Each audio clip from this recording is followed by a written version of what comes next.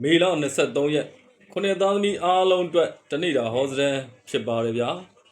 မိတ်ဆွေခုနှစ်သားသမီးပေါင်းတိုးတက်ကြီးပွားအောင်မြင်ပြည့်စုံနိုင်ကြပါစေ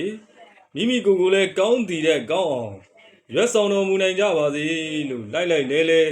ဆုတောင်းမေတ္တာပို့သအပ်ပါတယ်ခင်ဗျာဒီနေ့2026ခုမေလ23ရက်စနေနေ့တနေ့တာအတွက်တနေ့တာဟောစတန်ဖြစ်ပါတယ်ဗျာဒီနေ့ဟာခုနှစ်သားသမီးမိတ်ဆွေများအနေနဲ့အလုံးနေရအိမ်နေရ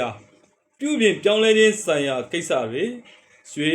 လျှက်စစ်ပစ္စည်းအလှပြင်ပစ္စည်းအယောင်းဝယ်လုပ်ငန်းတွေ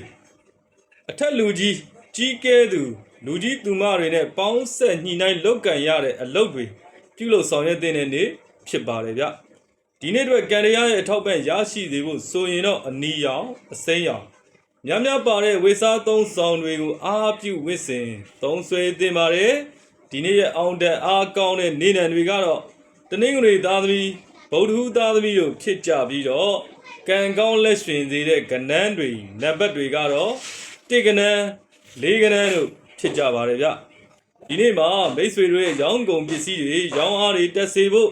လုပ်ငန်းတွေတိုးတက်စေဖို့ဆိုရင်ဘာလုပ်ငန်းလုပ်တာပဲဖြစ်ဖြစ်ဘာရောင်းတာပဲဖြစ်ဖြစ်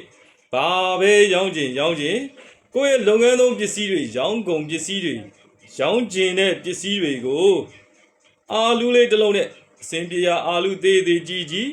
အာလူးလေးတစ်လုံးနဲ့တုတ်ခောက်ပြီးတော့ဆူတောင်းတင်ပါတယ်ဒီနေ့ကံပွင့်ကံမြင့်စေဖို့အတွက်ဆိုရင်တော့မြတ်စွာဘုရားမှာပဲဖြစ်ကြီးကဲသူအပေါင်းသေးမိတ်ဆွေတွေကိုပဲဖြစ်အာလူးကျော်နိုးအေးအေးတမျိုးလူရန်ဒါနပြုခြင်းအဖြစ်ကံတရားရဲ့ထောက်ပံ့တွေရရှိနိုင်ကြပါစေကိုယ်စိတ်နှပြချမ်းသာချမ်းသာပြီး